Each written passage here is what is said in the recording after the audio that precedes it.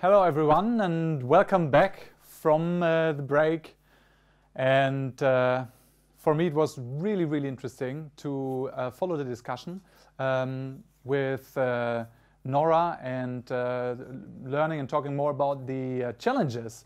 And what we are going to hear next is talking more about the solutions and see what best practices do, what we can learn from them, where are challenges within to change running business models to the better. And for this session, I'm honored to introduce to you Katja Hansen. She is member of our advisory board and is living in Canada right now. So she is a expert in cradle to cradle for I think 25 years.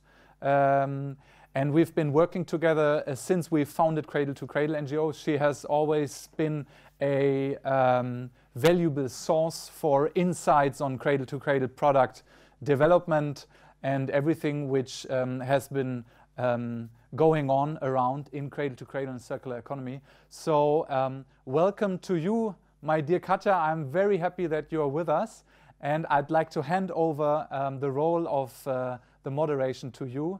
Thanks for being with us, and a lot of fun in this session. Thank you.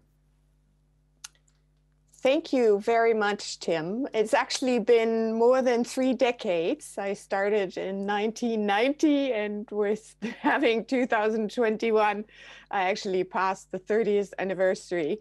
But as you all might know from background, it wasn't called Cradle to Cradle back then.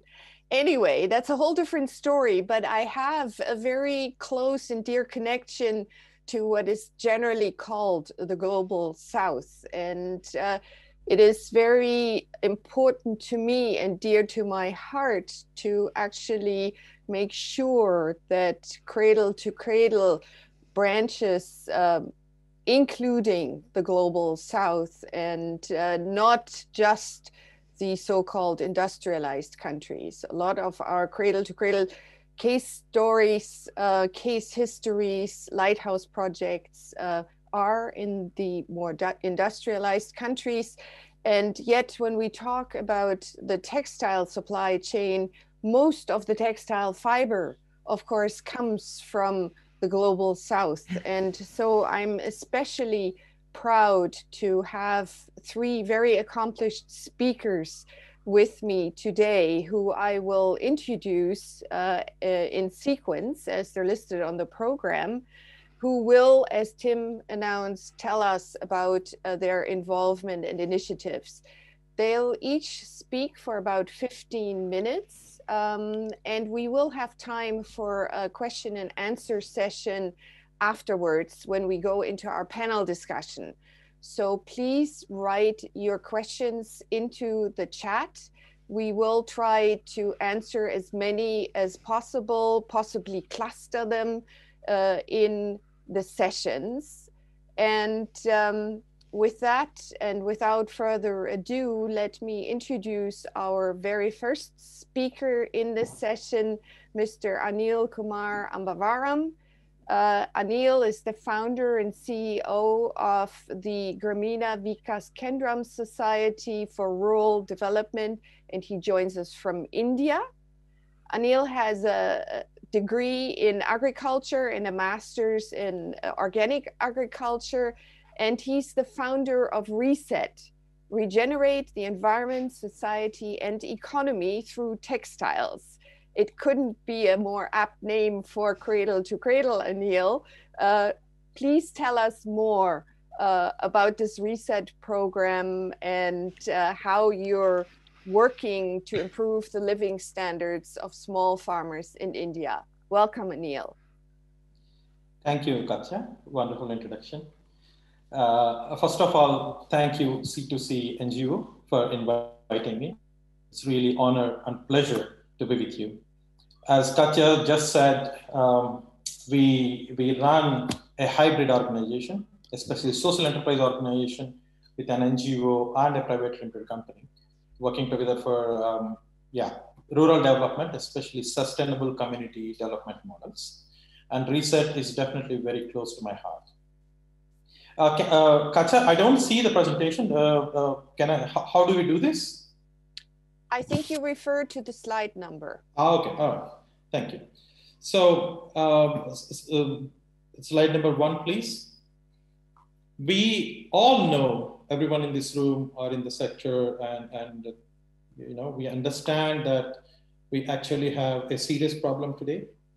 Our topsoil is getting eroded. Of course, for small and marginal farmers, soil and soil-related ecosystem services are the real wealth, while it's getting lost. And biodiversity is going down super steep. And we see that climate change is hitting really hard. And agrochemicals are causing kind of severe damage to human and beyond.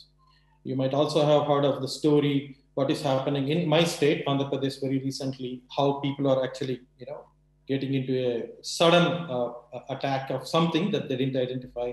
Later, they link to agrochemicals.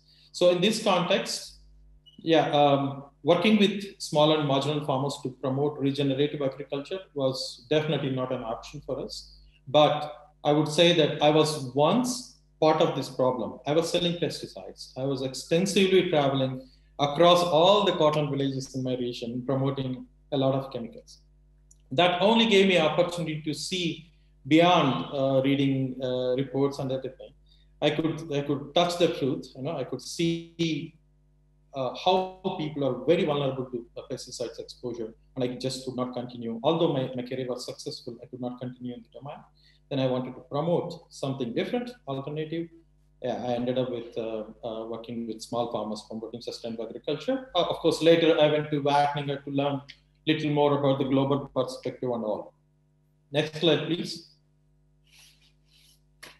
So what we do at Reset, we essentially look at 4 important parts. One is promoting regenerative agriculture on the ground with farmers, and taking partners, seeing partners as our partners, farmers as our partners. And second thing is not just look only at farmers piece. A lot of organizations, especially activism-based organizations, are doing that.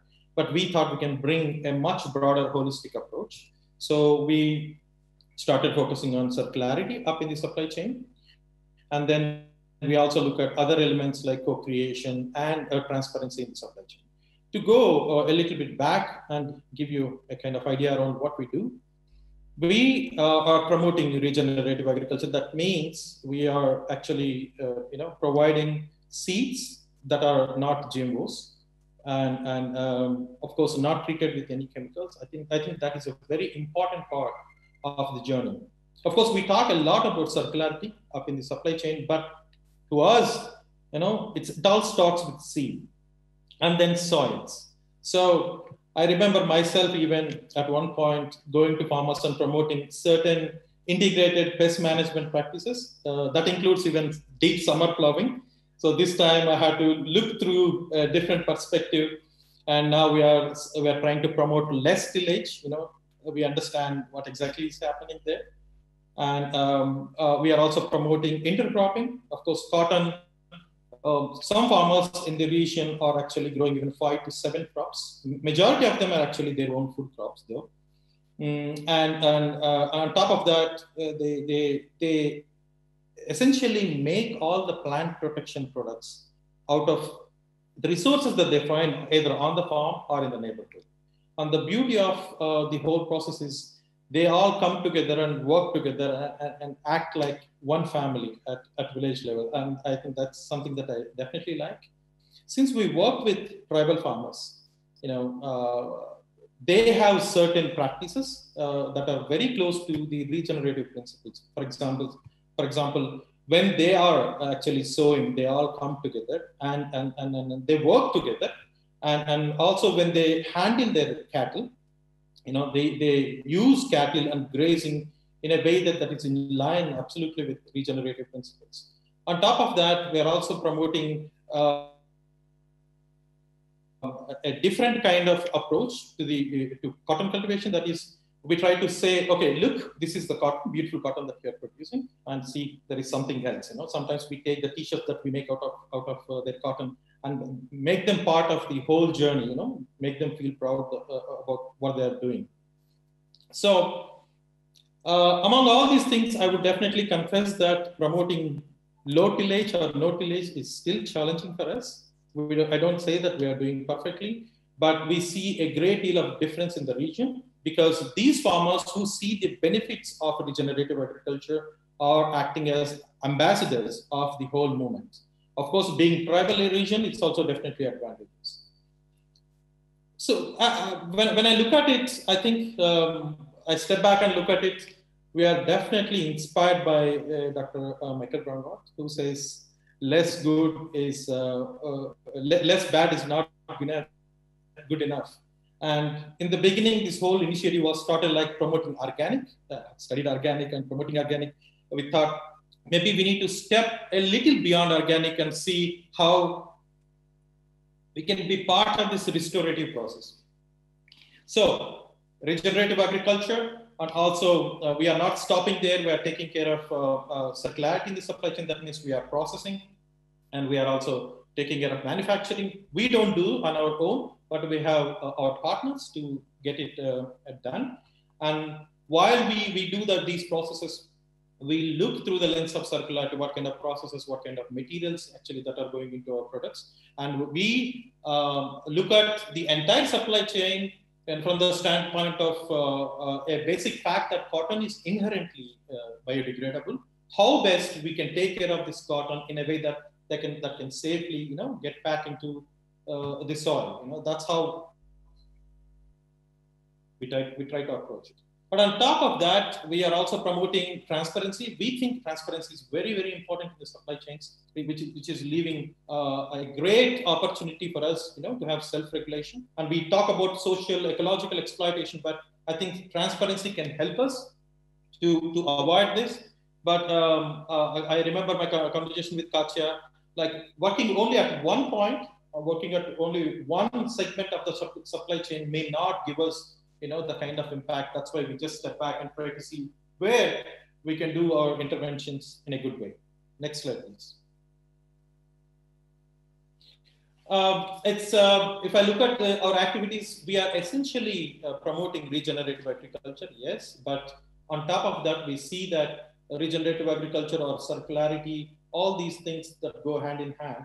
However, we need farmers to join their hands and say, yes, we are trying to adopt something different. So we are promoting farmer producer companies. We are supporting 2 farmer producer companies at this point in time. As I just mentioned, we are also doing processing, and we're also trying to get up marketing. Of course, we are in the certification program. Next year, we are entering into regenerative certification. Lots we are trying to get this year, but definitely through certification, we try to leverage the best value in the market to have additional value for the communities on the ground. Next slide, please.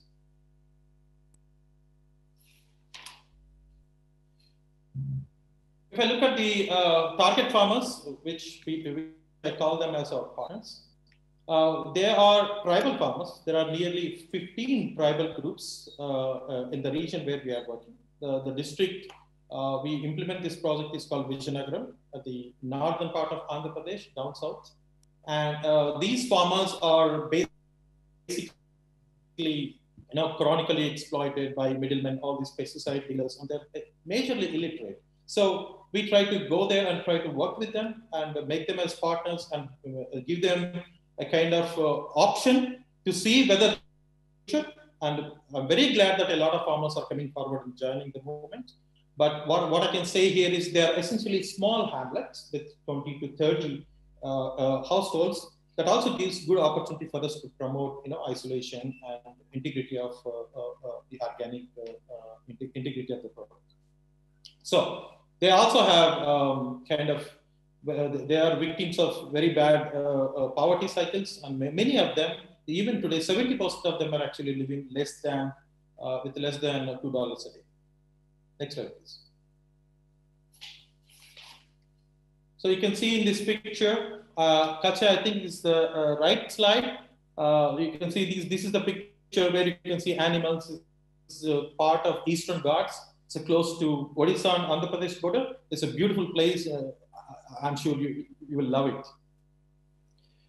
But as an intervention, what we are looking at is essentially 6 important things. One is increasing farmers' income, eliminating GMOs, eliminating chemicals completely, and definitely we look at carbon. Of course, we all know the potential of regenerative agriculture, that is able to tackle the whole climate crisis, and we want to promote that, carbon farming concept at all levels. And we also promote biodiversity. That's an essential part of regenerative agriculture, and we are also trying to integrate. In this talk, I also have a farmer. Katja, please allow me to introduce that farmer maybe later. And the idea is these farmers and consumers and other parts of the supply chain are completely unrelated. Yeah? Of course, there is a geographical barrier, but there should be a way that we understand people at their soul level and try to create opportunity for them to come together and exchange ideas and build our future together. So I'll be very glad to put her as the protagonist in the story. I'm waiting for that moment. Next slide, please. So give you all a kind of quick understanding. Last year, we had nearly more than 500 farmers and about 550 acres. And we had our existence in 47 villages. I remember the last session, I said 47 villages. Katja, we did not actually scale due to COVID this season, but definitely we have a lot of aspirations for the next seasons to come. But in 2021, we want to scale up to 2,200 acres. But at the same time, let's also not forget that it depends on the right partnerships. Next slide, please. The important feature of Reset is we have not taken any external funding. We're trying to generate our own income and try to be self-sustained. I always ask myself, when I talk about circularity, sustainability, as an organization, can we prove ourselves that yes, we can make it work at the organization level? Hence, so far we have not taken any external support, and maybe this is the right moment for us to have right partners and scale it exponentially. Next slide, please. The most important impact that I would like to bring to your notice is perhaps you can also interact with farmer and have more data, but at least 30% of increase that I see as a result of our intervention. And most of that household income, whatever you call income increase, is actually originated from reducing their input costs. So I see in the region nearly 10 to 15 Indian rupees, of course, Indian rupees are being spent on each acre, but we see that now it has come down to 4,000 to 5,000, maximum 5,000. That's the number that I see. On top of that, of course, we also have premiums. We try to give them access to inputs like seeds without having any interest. There are exorbitant interest rates. It's like 60% interest rate that I see in this region. That is even compound interest. So it's crazy. So we try to reduce or unchain them from all these problems and unleash the potential of their farming systems. Next slide, please. In this slide, we try to show how we see entire supply chain. We see that this beautiful natural fiber can have multiple opportunities, to come into existence and provide us with the beautiful companionship, and it should go back safely back into the soil. Of course, we cannot do that alone. We definitely want to do it with a kind of larger ecosystem, and this can be one of that very good ecosystems, to explore these options. Next slide, please. If I'm right, this slide shows our farmers, our tribal women farmers, for holding the T-shirt that we produced for Tomorrowland. They're really proud. I remember they told me that they have never ever seen something that is made of their cotton in their entire life. Even the 70-year-old man told me this. So this was really a proud moment for them. And on the next picture depicts the king and queen of the Netherlands, who used our cotton on the T-shirt that is made for their Aneel event. Was made of our cotton, and thank you for orange fonts in English, we pronounce. We were able to give nearly 60% more income above market price to farmers. I think that's That's amazing. I really love that. And on top of that, there are other European, especially European brands that are working with us. Just because of time constraint, I'm not getting in there. But the entire supply chain and post-harvest is also something that is catching our interest. Most of the farmers in the region are actually burning biomass after harvest. Of course, 1 hectare of biomass can be about 3 tons, we roughly estimate, and each ton of cotton biomass can emit nearly 1.7 tons of CO2 emission. So it's when we talk of carbon sequestration, by adopting a new way of farming, burning is actually leaving us in a kind of very tricky situation. So what we try to do is, we have collaborated with the government of Netherlands and government of Andhra Pradesh, that is my state, to set up a kind of innovative model that uses agricultural biomass as a raw material to produce different circular products, so that farmers can have opportunity to earn additional money from this way. We are starting with paddy, but we are quickly moving to cotton also. But this is something that is very exciting, because I see a great opportunity for us to create a better impact. And on top of that, we are also trying to promote perennial agroforestry-based cotton farming. Of course, we are talking about it, and farmers are positively responding, but we have not started yet. But it is something that we are looking at. And what are we looking at? I receive a lot of phone calls, especially in the last 2 months, and a lot of brands are talking. But I would like to share this idea. It's not just growing big in size or making huge turnovers. It's about creating true partnerships, that are based on co-creative principles. It's all about the journey. It's a great challenge, to convert something to drive this paradigm shift on the ground. It's no easy job. So we definitely look for people who understand the real deal of it and stay with us in this entire journey. And on top of that, we're also looking at a kind of relationship structure where there is no fear. We should be able to share our problems and move forward. And also, end of the day, we don't want to miss the joy of doing. Next slide, please. Aneel, and let's wrap up in the next minute or so. Yes, thank you. And my next slide is beyond talking. We talk. Of course, we want to do a lot. We contemplate, but Grameena Vikas Kendram tries to get into the field and makes our hands dirty. So that's why we say beyond talking. Thank you very much. Thank you, Aneel. I think that gave a great insight of the really on-the-ground works of how do we actually get the cotton into the supply chain. And it links beautifully to our next speaker. We're moving from India to Africa. And Tina Stridde, the managing director of the foundation Aid by Trade, which is the umbrella organization for cotton made in Africa, will actually, I think, explore a similar approach, putting the farmers into the center of the discussion and helping development by helping them in their trade models. Tina has a background in business economics. She has, for many, many years now, worked in various capacities for the Otto Group.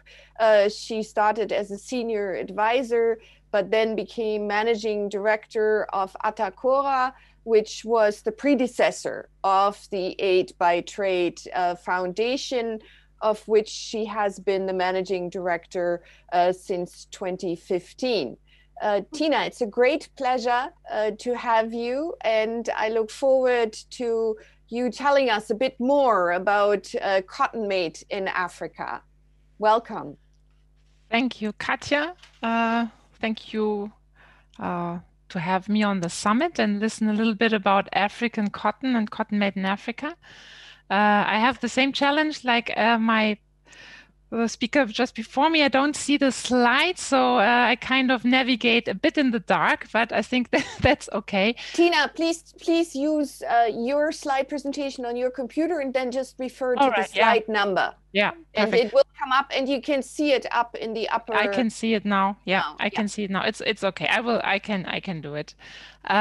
So yes, cotton made in Africa. I would like to run you through the program, which is a pretty unique approach, as it is definitely a mass market approach of feeding sustainable raw material into global textile supply chains. And we've been around for quite a while. We started the whole idea in 2005. And Katja was referring, my background is in the Otto Group, and the Otto Group, a large retailer and a multi-channel retailer and a mail order, used to be a mail order company. Now it is, of course, an internet retailer, plays an important role as Michael Otto. It's a family-owned business. Michael Otto is the founder of the Aid by Trade Foundation and basically the father, so to say, of the Cotton Made in Africa idea. And I think it's important to mention that because there's always a big connection of to retail and to brands that is still around also after 15 years. So we are basically a linkage between smallholder cotton farmers in Africa and the global supply chain and retailers and brands. So in the first slide, which is animated, it makes it a little bit more challenging even for us. So if you can go to the first one, or slide number 2, we would like to refer to our model indeed as a business model, because we are quite proud of the fact that we are a self-sustaining initiative. We used to be funded by public money and also by Bill and Melinda Gates Foundation in our very beginnings. But for quite a while now, we are able to close the loop, in our case means close our business loop in the financing loop. So if you just go one more slide, or just, yes. So we start, of course, everything starts with the smallholder farmers. We are working with them in very close cooperation with the farmers and the cotton companies that are our main partners in the whole idea of Cotton Made in Africa. Via those cotton companies, we're reaching out to the farmers, working together with them on training, delivering inputs, delivering seed, delivering quality seed, and helping them to find a market for this cotton. So it is all about implementing the standard Cotton Made in Africa on field level and gin level. And the farmers then produce Cotton Made in Africa according to our criteria. The next step is, of course, that this cotton is being ginned. And again, the ginneries also have to follow Cotton Made in Africa criteria. So there's Cotton Made in Africa is divided into 2 main sectors. It's field level and gin level, which is important, of course, for the whole textile value chain. Next one, please. Then, of course, cotton is traded worldwide by nominated traders. And this is an important fact because we never own this cotton. It is not our cotton. We don't store it or we don't keep it. We're releasing it, or cotton traders releasing it on the world market. And it is then labeled as Cotton Made in Africa cotton and can be bought by basically everyone who is interested in it. It is then processed into global supply chains, which is the next step in the value chain. And then we come again into the picture because at one point we are then addressing retailers and brands worldwide in an acquisition approach, and ask them to commit to taking up Cotton Made in Africa into their supply chains, work with the cotton, label their garments, and pay a license fee back to the foundation. So this whole idea of closing the financial loop is based on licensee payments from retailers and brands. And they pay this fee for the claims they can use, for the fact that they can say, we're a company that is committing to sustainable goals. And we have, for example, a sustainable textile, sustainable raw materials in our assortments. The final step is then the investment of this income through license. Here you have to kind of give me one more, please. Yes. So this income from license fees is invested again in the farmer trainings, of course, in the verification of this whole idea, and monitoring and evaluation. And also we are financing certain community-based social projects, for example, on schools, gender projects, health and WASH projects. So next slide just gives you a quick overview, or yes, exactly, thank you, on what the size or the where we are in cotton made in Africa. So we are active in the sub-Sahara belt in 11 countries that you can see here on the map. We are including a little bit less than 1 million smallholder farmers, and they're working on approximately 1.7 million hectares of land. So you can, of course, do an easy math. It's really small-scale farming, below 2 hectares for farming family. And these numbers are still 19 numbers. We're still compiling the 2020 numbers, but we will be around 600,000 tons of lint cotton that we have available on the market, labeled as cotton made in Africa. So on the next slide is quite a lot of text. Just it's an important fact that you should know is that, of course, there's a set of criteria behind the standard, like in any other standard. It's we've just relaunched it, and it's brand new. It's lying on 4 pillars. The one that you, of course, all know is the people, planet, and profit one. That is the typical pillars for any sustainable effort, sustainable standard. We also included management. This is new in this volume 4 now that we've just launched, because the management for us is key. Without a management that is committed to responsible business conduct, and we're talking about cotton companies as well as retailers and brands, spinning mills, fabric mills, everybody in the supply chain, a sustainable production is not possible. With the people aspect, it's very important to us. It's the social pillar of cotton made in Africa, and it's a lot about decent work, which is mainly then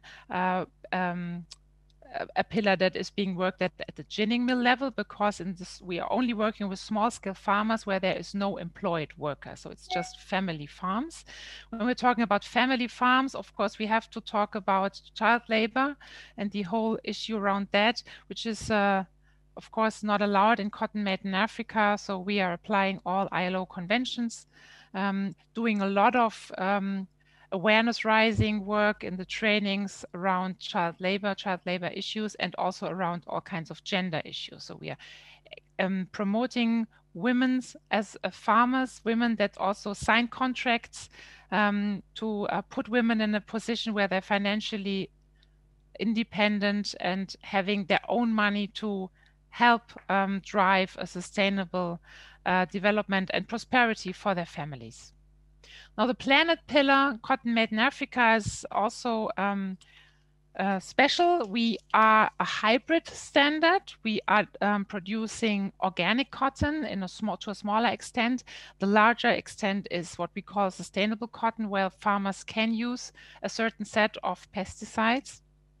So the training also is focusing a lot around safe use of pesticides, what pesticides can be used, how do they have to be employed, what about the disposal of pesticide containers, equipment to spray pesticides, all of these things. But there's also a lot of other issues that we tackle here. For example, the exclusion of GMO seeds, which is a key criteria for us, and also the exclusion of the usage of fresh water to irrigate the fields. So cotton made in Africa is produced exclusively with rainwater, with harvested rainwater. Prosperity, of course, is where it should all lead to.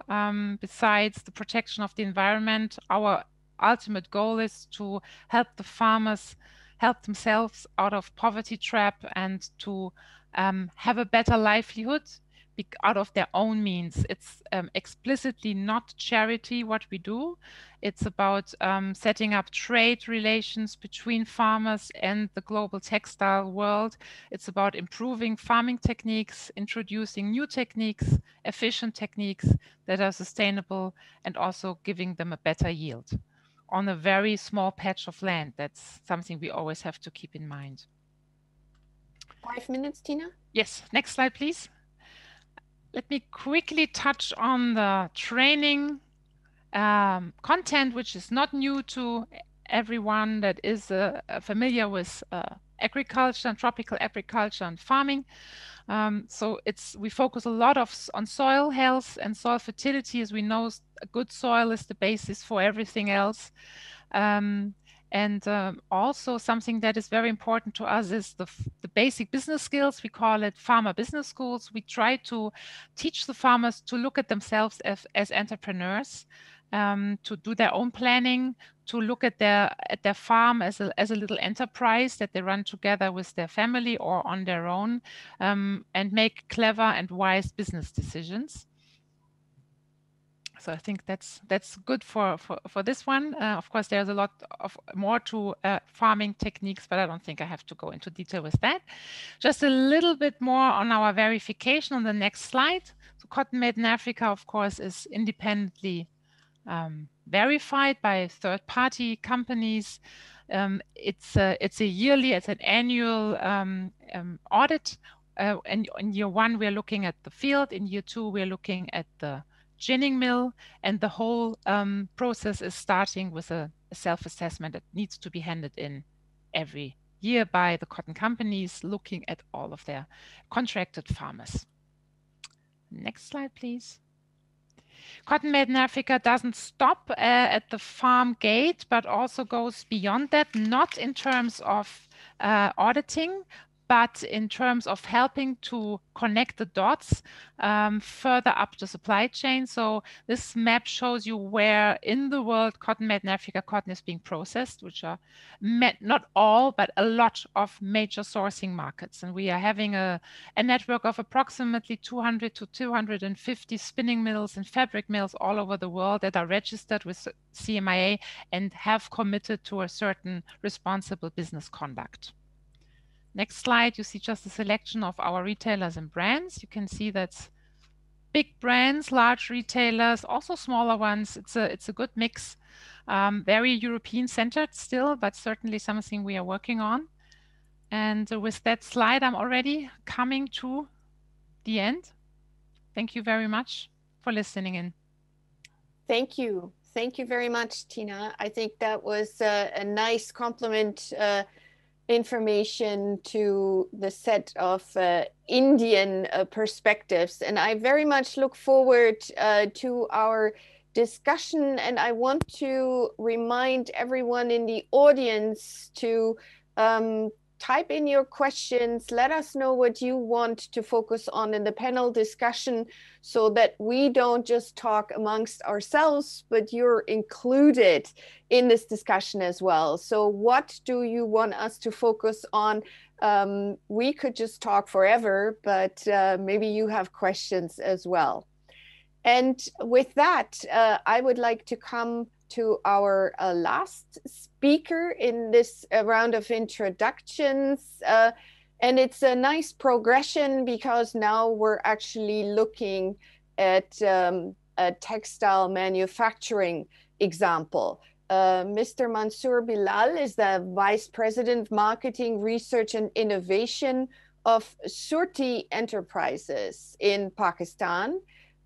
He has a degree in chemistry from Karachi University and worked as a general manager for marketing for Atiris Marketing for a few years before starting at Soorty in 2007, where he started out as the manager for marketing and research and development.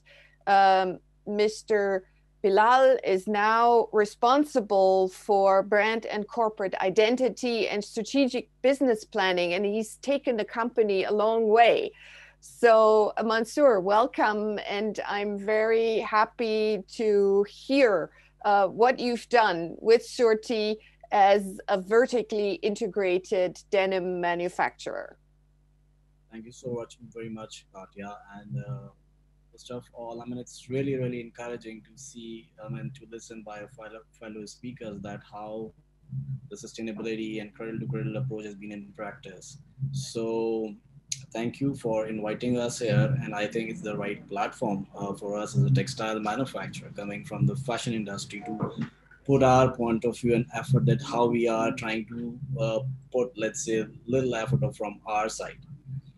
Well, see, the thing is, I mean, over the years, the business is becoming so demanding with every past year, and sustainability and the approach towards the cleaner environmental productions and cleaner clothing business is becoming so much on, in demand. Mansoor, sorry to interrupt. Do you have a headset? The sound quality is not all that great, but only if possible. Otherwise, we'll just continue. I don't know if your backup staff can hand you a headset. Just a second. Let me perhaps try to arrange because it will otherwise we'll lose time. Now, can you? Is it the quality better now? You got a bit closer to the mic, I think. Yeah. We are trying to make it better. Is it better now? Okay. Yes, it's okay. Thank you very much. Sorry for this inconvenience, actually. So what I was saying, actually, the industry we are actually from, most of it is coming from the retail side. We are principally, we are not a B2B company, B2C company, we are B2B company. But over the years, what we have realized, the demands and the customer needs have taught us that eventually we have to come up and take step forward and try and position ourselves as a B2C. So in last couple of years, we really redesigned ourselves in that way and come up with a lot of initiatives. And it comes along with the investment towards the sustainable infrastructure approach, acceptance of the human resource who are available in the companies. Because in our business, because why I'm keep repeating in our business, because other people and mostly the consortium, I think mostly the people are here is not from the textile industry. That's why I'm just trying to emphasize the focus when it comes to the textile industry and sustainability. It's very, very different, actually. A lot of us expects a lot that being done into the business, but there are very less, I would say, awareness or effort coming up from outside. So this is how we start modelizing ourselves, by adding the infrastructure, by adding new investments, by adding the training and development of our people. And C2C, as if we specifically start, if I specifically start talking about it, it really happens in a very different way. We had started very innovative dyeing program. Again, it was coming through the sustainable approach, and we had made one program which we claimed that it is coming and being done without water. So when we were actually marketing it and meeting customers and positioning it on a different platform, there was always one question arises that, okay, you are saying this is without water dyeing program, but who is there who can authenticate it? And this is how we end up finding Cradle to Cradle in our product matrix, actually production matrix. And then the discussion and the dialogue started, and I've been to many places, meet people, and we roll out the program. That had happened actually back in, let's say, 2 years ago. And since then, it was an unstoppable journey, and we are keep on adding different, feathers of sustainable angle of the product and product management into our production. So at first place, we offer our fabrics to be cradle to cradle, and I'm not sure how difficult it is to adopt the cradle to cradle practices in other industries. But as I'm coming from the textile industry, which definitely so-called very polluted industry, and indeed it is. And if you specifically talk about denims, it has a lot of discharge, so it is polluting a lot. So it was really a challenge, actually, and to adopt and practice the whole idea into our business model. So we first introduced our fabrics and went through the whole process of 3-layer, certifications of supply chain evaluation, and we become the first company in our part of world to get Cradle to Cradle Gold fabric certification. And then, actually the business is all coming from the retail demand, and we mostly, all of us does the things which are coming through the market pressure.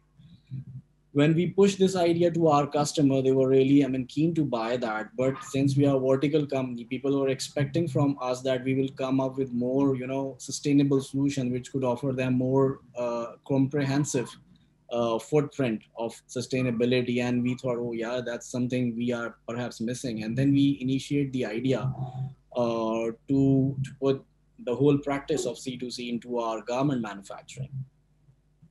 Well, we started off that, and today we are a company with complete vertical scope of sustainable cradle to cradle manufacturing from our throughout the supply chain, I would say. The fabrics we are offering is coming into the gold approach of gold approach of C2C, and then fabrics, and even the sewing thread, and now accessories, and it goes on. So that makes us really unique in our business model. And if you just refer the slide 2 of my presentation, that shows in one line the whole idea of what I'm talking about, that sustainably designed and technologically empowered. And that's what we are actually keen to, and we are following it with very religiously, and in a way that we are, as I said, the kind of efforts had been taken already. It is taking us towards the journey of being more conscious and being more responsible as a supplier. We are keep on adding these things and then design, and we are connecting the idea of this sustainable manufacturing towards the more transparent way of looking at it. Like, we want that whatever the production we have been offering to the market, to the end consumer, should be very, very transparent. And later in times, they could actually, through the technological empowerment, they could simply check whatever they have been wearing, how much the carbon footprint of that, what are the carbon footprint on the garment, how much the resources they have saved, whatever the energy impact on each pant. So this is the kind of elements we have been working out. But apparently the market we are in, mostly because the business what we are doing is in US or either in Europe. So there are two different type of markets, but the awareness is also the customer acceptance is the key. But there are two different type of customer acceptance actually. When we do in Europe, the speed to market model actually sometimes reframed us to have these practices, because in there, speed is everything. You have a very, very fast and out to the stores, and then they come up with the idea to mild down the restrictions of being gold or being cradle to cradle, and they accept some, they always expect us to come up maybe with the little mild, certification, like maybe the bronze part of it or maybe the silver part of it. But perhaps, frankly speaking, I think this is not the end goal of sustainability. The goal is that we should all feel equally responsible of the objective, that it's not about the gold and silver or bronze. It's about delivering sustainable goods with the right means and through proper transparency, and having considerable approach that we are delivering good to the end consumer. So that's what we are actually really engaging in ourselves. In my slide 4, I have written a little data about how much we are doing recycling, because there is a whole mechanism. I mean, there is a restriction of time, and I don't want to even take longer than what had been given. So there is a whole supply chain metrics we had created. There is a whole recycling plant. We are collecting the goods, like even ourselves, and we have partnered few companies who are providing the material to us. I mean, the pre-owned garments and all of that coming back to us, and we are bringing them back into the supply chain by shredding them, cutting them, and making the new yarn. So there is a whole plant of recycling products running under us. we are definitely a very active part of ZSC Egg Index. And I mean, you know, I mean, in like in the retail part, in the retail sector, the demands are keep growing and keep going high, but the and the reliability of all the processes makes a lot of difference actually. And that's what we are, this is in that we are engaging ourselves, that whatever we have been committing, we should be delivering the same. And it is all supported, like as I said, like we are doing recycling and all of that, but it is all coming from the frame of work that it's coming from all, I mean, the yarn we are doing, we are consciously designing in that way that it will reduce the carbon footprinting over when it goes to the dyeing. Because that, as I said, the consciously design, the design makes the difference of the yarn, because it's pretty technical in that way. Let me go on with the slide. Perhaps it will be easier to explain. Mansoor, we have about 3 minutes left. All right. Let's move on to the slide 5, please. And this is just to give you an idea, just not the building, very innovative building, which is actually helping us to offer complete closed loop production. This is LEED Platinum certified building, where even the grouting of the building is sustainably verified by Building Control Authority USA, which is a renowned organization for that. If you go over to slide 6, this shows complete product base, what we are offering under C2C scope. And as I said, we are completely vertically integrated into that. Next slide, please. And this is, I mean, it's connected to that. It's just we are just trying to give you the holistic view that the purity certification is for the fabric, and then we have Smart Loop, which depict the garment, and we have Smart Knot, which is for the threads. And if we jump into slide 9, I think it will allow all of us to understand the whole ideology of being cradle to cradle, specifically for denims.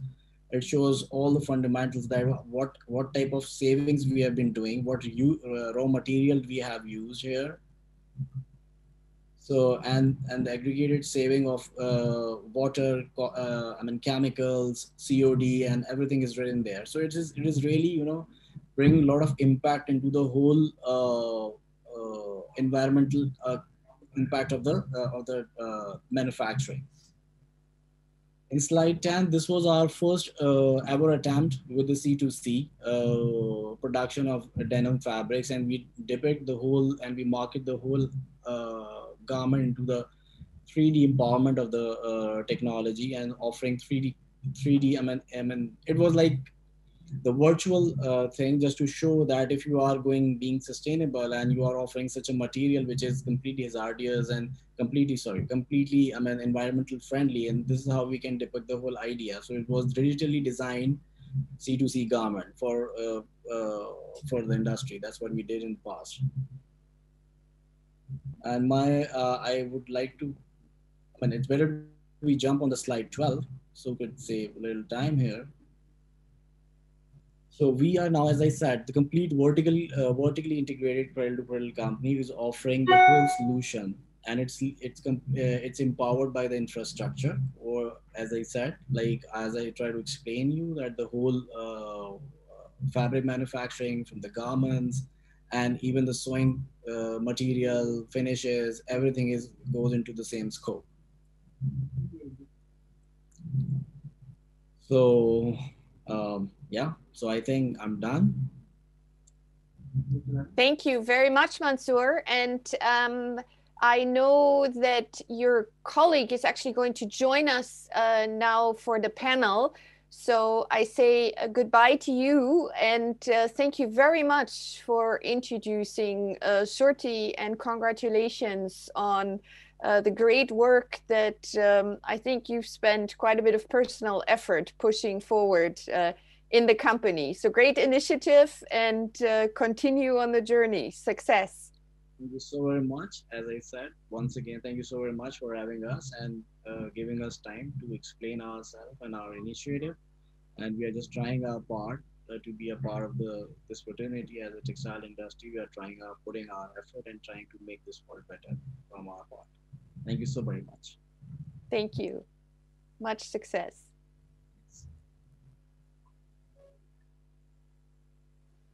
With that, I think we are going straight into our panel round. And for that, I would like to introduce Mansoor's colleague, Ebru Debbag, who is the Director for Global Sales and Marketing at Soorty. Welcome, Ebru. Just a bit of background. I would say Ebru lives and breathes textiles.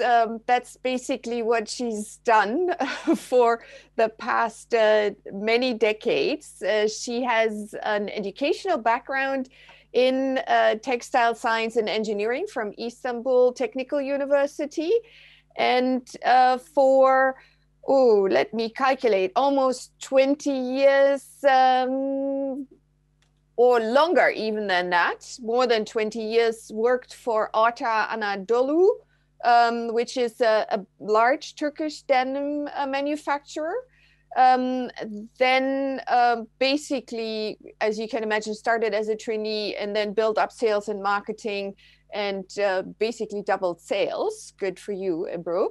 And since November 2016, she has been a consultant for circular systems and platforms based on that experience, and became executive director for sales and marketing at Soorty in 2018. And I think you're joining us from Karachi, from Pakistan, actually, Ebru. No, actually, I'm basically right now at home in Istanbul.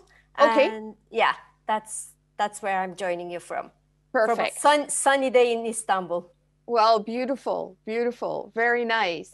Thank you. And Aneel, you said you had a guest you wanted to introduce as well. At what point should we introduce her, just to make sure that we honor her presence as well? Right now, Katja, if you allow. Perfect. That is very nice.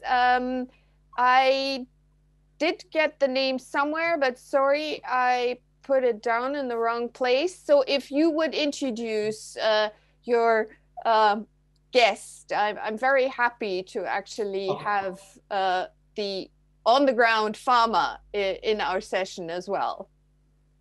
First of all, Katja and the C2C candidates, I think, thank you for inviting a farmer. I think she is the best person to be here. Her name is Lakshmi. Lakshmi, welcome. Which means wealth in our local language. And she is a tribal farmer, and she has 3 acres of land. In 1 acre, she has a little bit of paddy that is grown for her own family consumption. And in her remaining 2 acres, she grows cotton based on monsoon. And she is from a village in Vizianagaram called Boppilivalasa. Perfect. Welcome. It's very nice to have you. And also, I would like maybe then to start with that, because that's where the cotton comes from. I know that the whole Reset program is designed with a special focus to improve the living standards of farmers. And you have explained a little bit, Aneel, how you're doing it, but maybe Lakshmi can describe in her own words a little bit the benefits. When did she join Reset, and what does it do for her personally and for her family? Can you please allow me to translate? Absolutely. Madam ఏమడుగుతున్నారంటే ఎప్పుడు ఈ research programme లో మీరు చేరారు, దానివల్ల మీ ఉపయోగం ఏంటి చూస్తున్నారని మీరు చెప్పగలరా?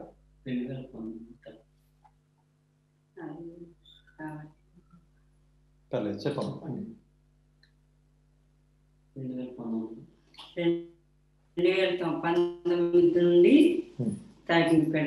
Okay. She started, growing cotton officially in research program from 2019. Okay. And then wala ఏదైనా ఉపయోగం జరిగిందా మనకి? బాగానే జరిగింది. దానివల్ల ఉపయోగంగా ఉండడం వల్ల ఇటెండమైన అవకాశం లేకపోయినా సరే దానివల్ల దాన్ని చేసుకోవచ్చు. She says she sees a benefit for her, and she says that this is a possibility. If we work hard, she says, we can make it possible. And then it has been a really, really tough year last year with the whole COVID pandemic. How is her family faring? Have you been able to continue buying the cotton? What is the situation? గడిచిన సంవత్సరం మనకి corona వచ్చింది కదా, so దానివల్ల చాలా ఇబ్బంది వచ్చింది. దాంతోపాటు ఇబ్బంది కూడా కలిగింది వాతావరణం. బాగా ఇబ్బందిగా ఉండడం వల్ల మరి ఎటు ఇటు వెళ్ళడం కూడా అవకాశం లేక మరి మీరు కూడా పత్తులు అమ్మారు కానీ ఇక్కడ అక్కడ అమ్మడం కూడా అవకాశం లేకుండా చేశారు కదా అనేసి మేము కూడా అనుకున్నాం.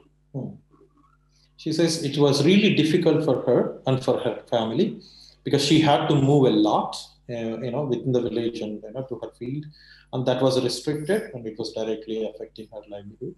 And she said it's also for project employees to reach out to her, so it was entirely challenging for her and the project. And okay, so she says it was also difficult in terms of marketing. I mean, this is the whole procurement process was severely hampered. And on top of that, her season is severely hit by cyclone, and it was really, really bad last this past season.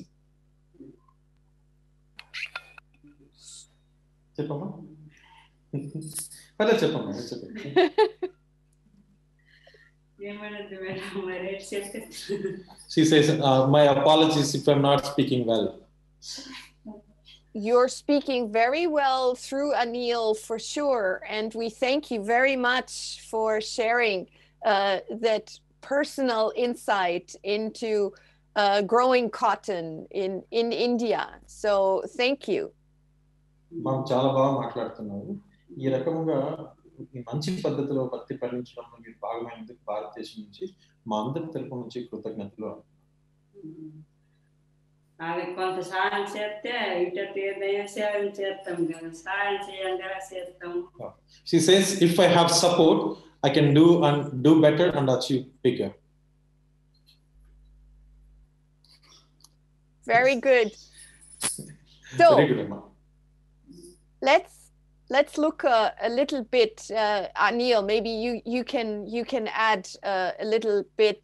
I know the last year has been really tough, and that's also something I want to ask you, Tina, next, and Ebru, just to put it into context, also with doing challenging work that is then hampered by a really unique situation that the world hasn't seen for many, many decades. So I know, Aneel, that you have actually supported a lot of your local farm families also with a food program. Tell us a little bit about that. Katja, what we have seen, especially here in India, when we have farmers and especially labor who are working in this hand-to-mouth situation, suddenly all their livelihood sources was completely cut down, just like this. And they could survive with whatever the reserves that they had, maybe for 3-4 days, and after that it was a huge struggle. And also the information was not flowing very well. We can have phone calls and we didn't exactly know what was happening in the villages. It was very difficult to understand even how we can be part of the solution. After 2 months, we could realize that maybe we can take the help of local authorities and travel a little bit and see what could be the possibility. And then I started talking to my family, my friends, also back in Europe, who really came forward and say, hey, this cannot be left like this when we want to be part of this. So a lot of helping hands have come together, to support food distribution, both, cooked food and many a time even raw material like rice, pulses, and all these things. We are able to support nearly 1,500 families. I don't say we could manage everything, but at least we try to do a kind of support at least for 1,500 families. And we could also see that, in these tough times, the best thing that we need is coming together and working together. And I'm really happy that, based on our work, there are other individuals who came forward and tried to do their best. It was really a good learning for me, Katja. Yes, and thank you for sharing that, because I think all of us are more technically focused many times. And for Cradle to Cradle, the cultural integrative aspect is really important. And we can only make circularity and a circular supply chain work if everyone shares in the benefits. And I think, Tina, that is also very much what you're looking at with aid by trade. I mean, the word says it all, and cotton made in Africa. So if you like to add to it and also maybe give it a bit of the current context of what your experience was last year, actually, with the COVID pandemic. Yeah, thanks, Katja. Yeah, actually, our experiences with the COVID pandemic were very different on those two levels where we are active. So there's that one, the universe, let's say, of the field activities, and then there is the other activities that are the acquisition, the retail acquisitions.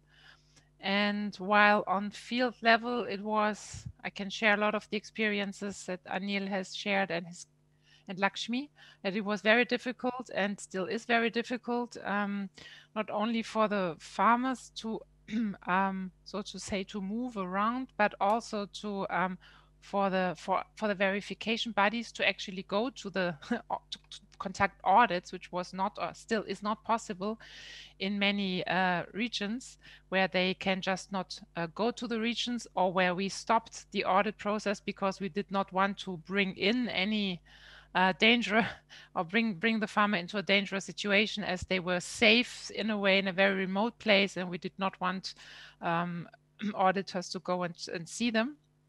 So we had a lot of document checks and document work, and had to find a solution around that, because of course in the end the show must go on in cotton made in Africa, and we have to deliver this raw material to our partners. So that was and still is a very difficult situation. What also, in addition to that, especially in southern Eastern Africa, for example, in Zambia, again, our farmers had to struggle with extremely unfavorable weather conditions, or well, we can say they again were hit by the effects of climate change, with a severe drought and very, very low and poor yields. So yes. that was the one side of the story. The other was, and very much to our astonishment, for our team that is on the retail acquisition side, they had one of the most successful years in the history of cotton made in Africa. We were astonished, because we thought, well, with COVID and this very unsecure situation, we can probably have to face a lot of cancellations and people kind of trying to not to spend additional fees on sustainable cotton and sustainable projects, but not at all. Instead, the contrary was the case. So we had more customers than ever, and those existing ones also increasing their commitments, which of course is a fantastic signal. And for us, the explanation was, or is, that we think that, well, sustainability, and that's the very good news, does not go away anymore. It is definitely here to stay. And consumers are thinking more now about transparency, about the effects of their activities, and also about effects of their consumption. And I think the COVID pandemic has kind of intrigued that as well. And consumer have a very important role to play while they're pushing retailers and brands. So in that case, the whole cycle was was actually really stimulated by this situation. Thank you. Yeah, that's actually very supportive of a better outlook that we hopefully have on moving forward. And Ebru, can you reflect on that? Is that also, was that your experience, especially what Tina just said about increased or sustained market demand? Yeah, first of all, thank you for having us on the panel, and thank you, Tina and Aneel, for the great, amazing work that you're all doing. And I think as you started saying that you have your heart set in the South, global South, I think the future is where the global South and where the consumption is really happening, or the use of the goods that the global South is producing will be merging. And, you know, I would like to just, somewhere I read Sophie Griffin say, economics and environmental protection must not compete but seek common goals, and I couldn't agree more. So, you know, we have been living the area of growth with negative consequences, and we need to put a stop to it. And I think not just from the top down, but this is a message that we're receiving from the bottom up as well, which is really like accelerating the change. I've been listening to the Davos talks since they are online this time around, and all the message like Madam President Ursula von der Leyen has been making for the transition to a circular economy, not just within European Union, but globally, needs actually things to happen much better at environmental levels, at social levels, on the global South. So this is where we will see more and more the two worlds actually merging. And yes, I totally agree with Tina. So whatever we could communicate, what felt genuine, what was authentic and related to the contemporary, you know, challenges that the whole global world is facing, and what tools and products we can put forward to really make the transition from, let's say, an eco-efficient to eco-effective products and services, consumers are getting it. You know, that's what we've seen as well. So when we started introducing the C2C idea back in 2017, we struggled. You know, we had only 2 fabrics available. We were not getting the message across. This is why we even engaged with a digital fashion company, the Fabricant out of Holland, just to get our message across in a more effective way, which worked. And then in 3 years' time, we now have 17 fabrics, a vertical integration, you know, more and more brands onboarding, not just from Germany, from other European countries, as well as a lot of interest getting from the US customer base as well. So I'm quite optimistic about the choices that informed customers are making, because it's a way of expression for the future that they want to transition into. And, you know, it's all of our responsibility to really get this message across. So communication and education and training, not just within the industry, but also on the user side, I don't even want to call out consumers. You know, we're all like, we're users actually. We're not consumers, we're users. We're global citizens who use resources that were provided to us. So informed people make better decisions. That's what we've seen during this period, for sure. Nice. Yes, thank you for sharing that. And I think one of the things that has always encouraged me with Cradle to Cradle is that you're striving for the better, not for the less bad. You're actually looking towards beneficial impacts. And I think that is also what Lakshmi reflected on, that it is actually beneficial for her to start with the organic farming. Aneel, you referred to it as well, in growing the cotton, making a switch from the traditional way of doing things. And maybe I want to focus a little bit on that in the next few minutes, and that is You've actually told me something new, Aneel, when you said you used to sell pesticides and GMO seeds. So switching to organic farming, pesticide-free, was a big step. And I think that's the focus of the Reset program. What has that done to yields in cotton production? You mean you're talking about yield, right, Katja? Yes, the output, the yields. Mm-hmm. Okay, maybe I ask her, or you want me to tell you? No, you can also ask her. Amma, ఇప్పుడు ఈ పద్ధతిలో పంట పెట్టిన తర్వాత మీకు దిగుబడి పెరిగిందా తగ్గిందా? పెరిగింది. She says her yield has definitely increased. Really? పెరిగిందమ్మా ఖర్చు ఉండే దిగుబడి. అదే ఖర్చు లేకుండా మనం చేతి పట్టడం వల్ల పర్వాలేదు, దిగుబడి ఎక్కువ వచ్చింది. దిగుబడి ఎక్కువ వచ్చిందా?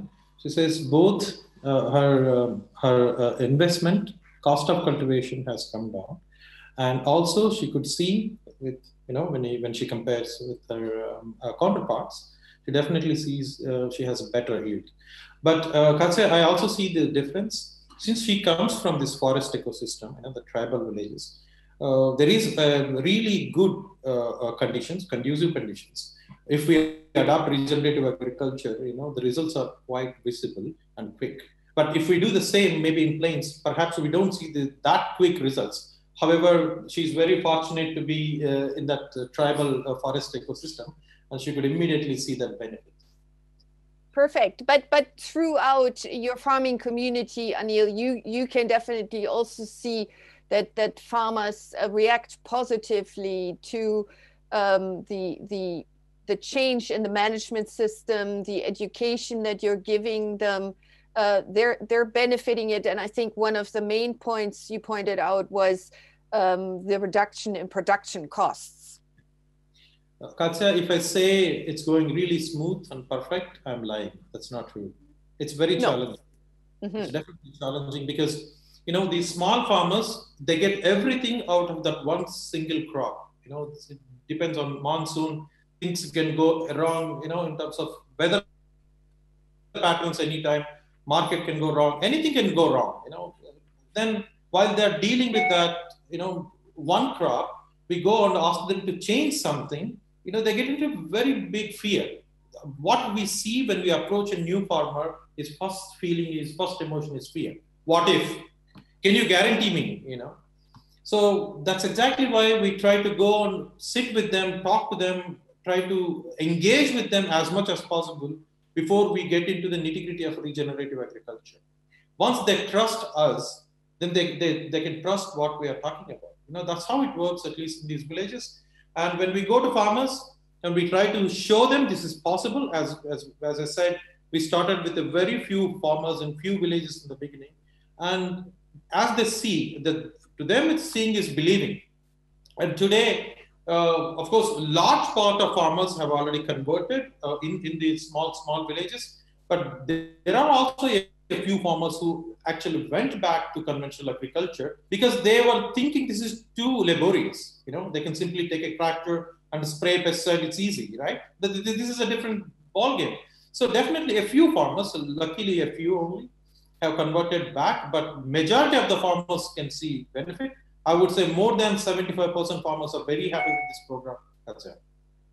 That's very nice to hear. And Tina, can you support that? I think you highlighted very much that the dependence on the weather for your cash crop is tremendous. And most of the families can't afford to lose one season because they don't have the savings to support them through that time. Yeah, that's correct, Katja. And I agree with Aneel. It's that one cash crop, and that everything has to be okay, because if something goes wrong, that's a huge problem for the whole family. Because in the case of our smallholder farmers in sub-Saharan Africa, this is the only cash crop. This is it. If it's not cotton, it's just staple crops for their own consumption.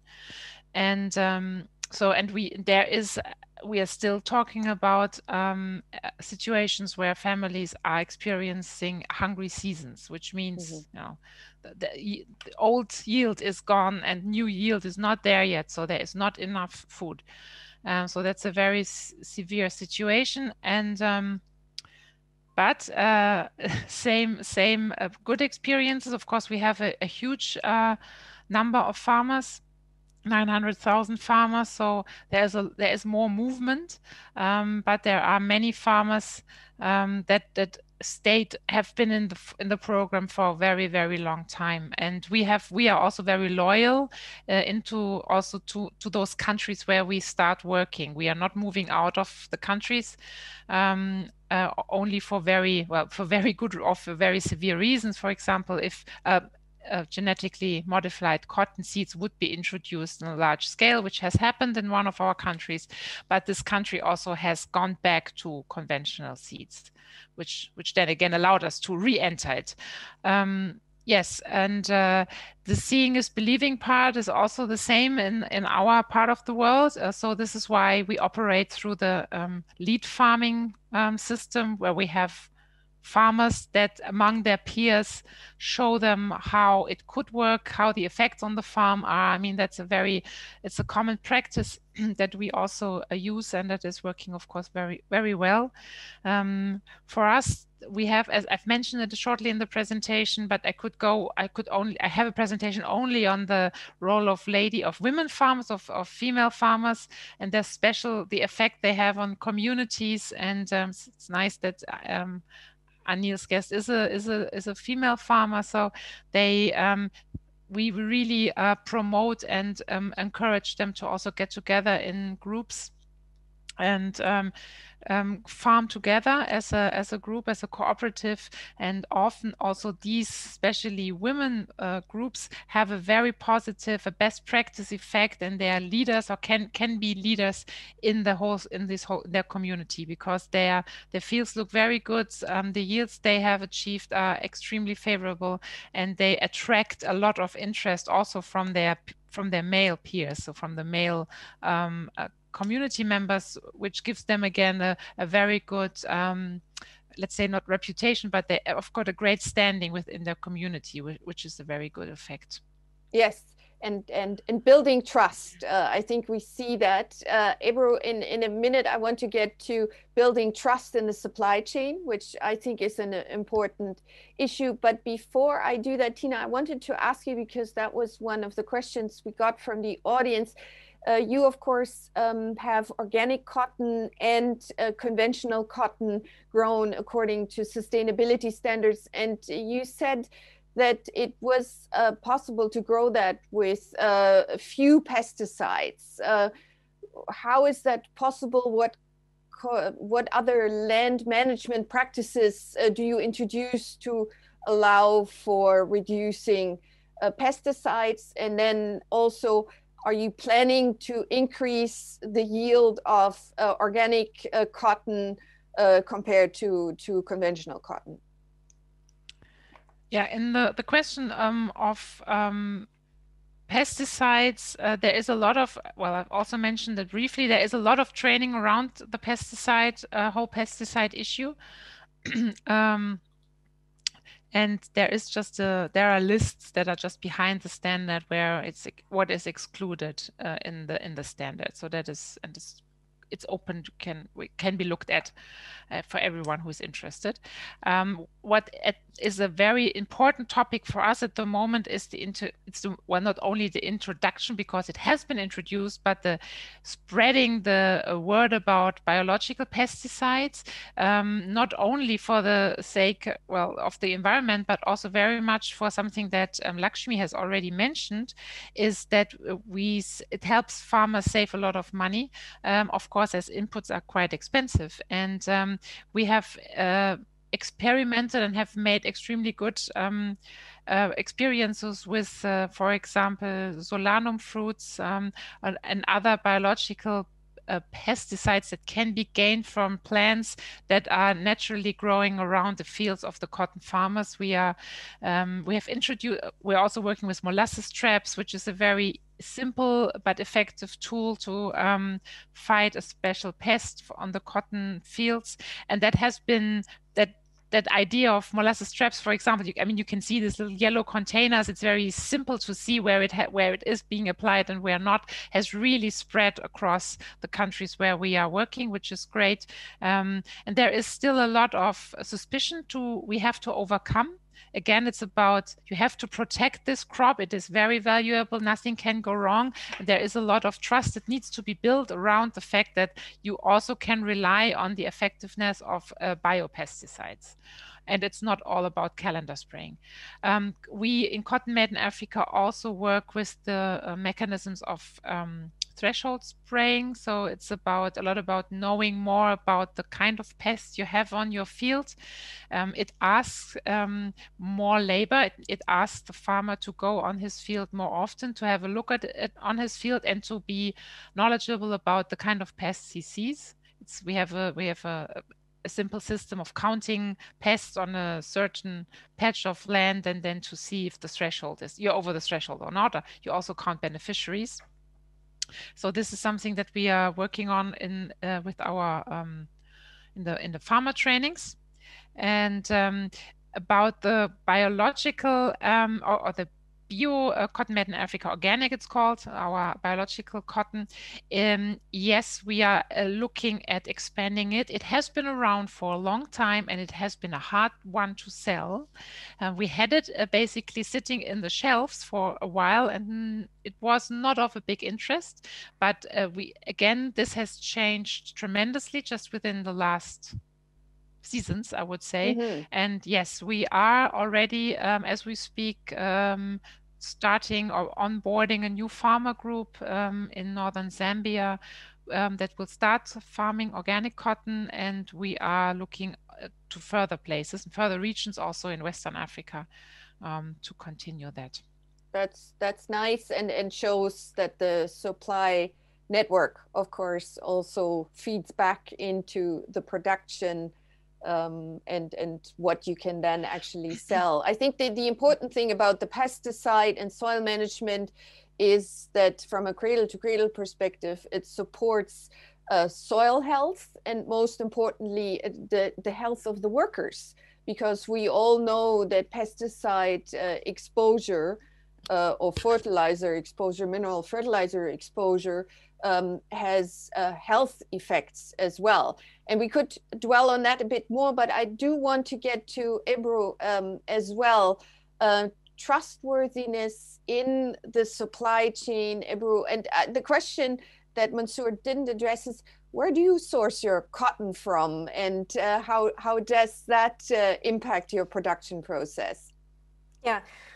First of all, I think in our quest to look for really like a transparent product offer for our customer base, this is why we've picked Cradle to Cradle, because we see Cradle to Cradle certified products could be a tool for stakeholder economy.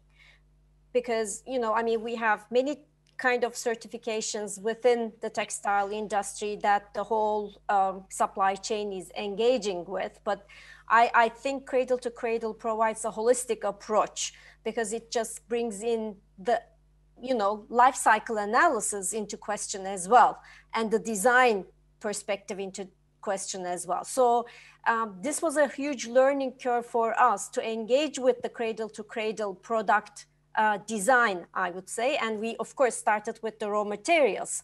So it's not just what you use, but where do you get what you use also makes the difference. And Pakistan is a cotton producing, of course, country.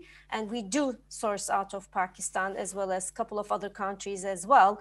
And we've recently started engaging with a farming integration project in Pakistan, as well as, you know, I mean, sourcing other sustainable cotton sources. But what I see in the industry, first of all, we have still 92 million tons of textile waste every year, and still polyester and other synthetic base raw materials are getting the bigger pie. So this is where we have to really make the real change happen so that we can really scale all other sustainable circular efforts. And unless we can make that transition and make it really very transparent to, again, the people who use those products, and make them understand that this is not just someone using a product, but there's a whole supply chain. Like there's Lakshmi, you know, there's all these people on their farms working, you know, combating climate change to make those products and services happen. That's where we will make the real change happen. We have a scaling problem currently. I mean, sustainability scaling is a hurdle currently. Many layers of different challenges we're facing. But again, like going back to where we are investing in terms of raw materials the most, that's where we have to also start from.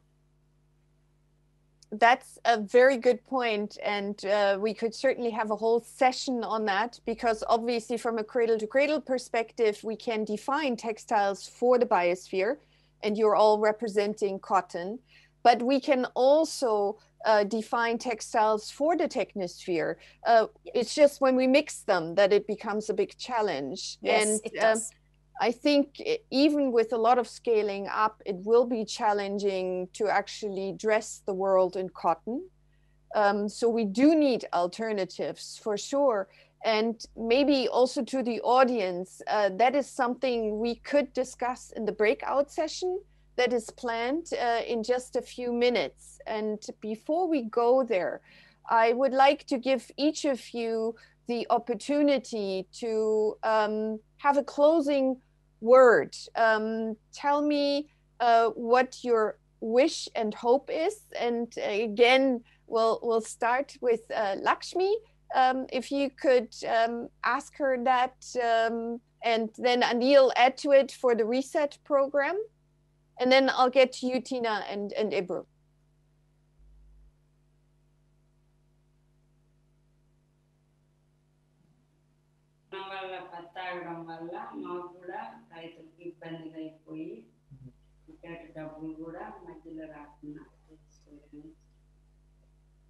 She says she had certain bad experiences in terms of payments with her conventional production system in the past, and that pain is still there in her heart. That is one thing. Katja, when she came to our office, she came here for the first time. Then I had a small conversation with her. And she said something that actually gave me a kind of astonishment. She said, while I was using chemicals, I was actually taking care of a plant that belongs to someone else, you know, the trade man who is selling pesticides and GMO seeds. And with this system, I'm actually growing my own child. And to me, it was really like, you know, it actually touched me very deeply. Beautiful. Yeah. I think we can look at, of course, there are a lot of technicalities. We can look at circularity and all these things. But if we have circularity at social level, cultural level, and also at soul level, and see how we can bring in this difference by uniting people, so that we all will have a kind of commitment towards future that will be better, I think things will start moving positively. Change doesn't happen overnight, but at the same time, we definitely have to join our hands. That's what we strongly believe in at Grameena Vikas. Thank you, Aneel. Thank you, Lakshmi. Tina.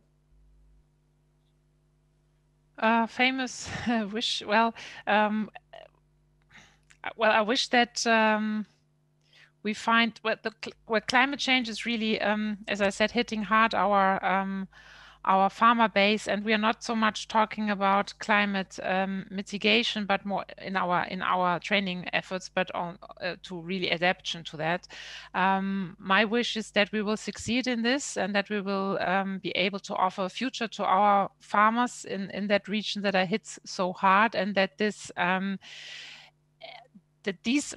will also be appreciated by retailers and brands, or let's say by by the ones taking up that cotton, that cotton has an extremely important role to play for the livelihoods of so many people in Africa and India and around the world, and that this is something that will reflect in their willingness to buy it, to market it, and of course also to pay for it. Because without that, it's all good effort and we can do a wonderful job, but we need the uptake of the brands and retailers of the market to help us in our endeavors. And we see very good signs, and I think it works really well for Aneel, for Lakshmi, and for us. And my hope is that it will continue like that, and that it will not be just a marketing idea or something, but it will be really there to stay and to last. And I think we are on a really good way, and I'm very positive about that. Thank you. That's great. Ebru. And I could not wish more for a regenerative future where we all understand our global interconnectedness and really understand that we do actually have climate crisis in our wardrobes, all of us, and then work from there. First of all, like really acknowledge this and then say it's all our responsibility and what can I do better? And it goes all the way back to Lakshmi and to all other, people who are working along the supply chain. Thank you. Thank you. Dear panel, we've reached the end. We could go on much longer, and I'm sad to have to let you go. But I want to thank you very much because I think putting the global South and your very personal stories and experiences in the context of what for most users is just a piece of clothing, and in the context of fast fashion, ideally a cheap piece of clothing, is, I think, a really important point to make, that there is a whole livelihood attached to it in these countries that produce the textiles, that there is value in these textiles. And also something that is important, we wear clothing on our skin, and so healthy clothing is really important. So well produced, but also defined so that it is actually non-toxic for us. Many more points we could discuss, but I want to thank you very much for spending these hours with you. So greetings to Istanbul, to India. Thank you for coming in, Lakshmi. And thank you very much, Tina, for sharing aid by trade. I think a brilliant, brilliant approach. So I wish you all much success in your ongoing endeavors, and I'm sure we'll meet again. Thank you. Thank you. Thank you. And thank you so much from our side here in Berlin. It was such a pleasure to listen to all of you. Thank you very much. Thanks from the audience. We have hundreds of people in there listening. I think it's a bit tough to get the connection to the crowd. So from all those who had questions and listened for all the time, thank you very much to our panelists. And thanks, Katja, for moderating this session. Thank you so much to all the places around the globe where you have been connected live to us here, to Berlin, to the C2C Lab. Thank you very much. And for all the people still with us now here, it's time for networking, even though tough times for topics like networking, because COVID still gives problems with meeting people around the world, even though we now take our time in 3 breakout sessions and rooms to get in contact one by one and to discuss where we all stand. You have the login link in your email inbox, so just quickly join to talk to each other. I'm really much looking forward. There will be Katja, Nora and I helping as moderators, so we just switch from this room in the other virtual one. So see you in some couple of minutes and just go over, and then after that at 2:20, after 35 minutes of networking, we continue in our big hall here with the upcoming panel discussion. So thank you very much. Thanks again, and talk to you very soon. Take care. Thank you.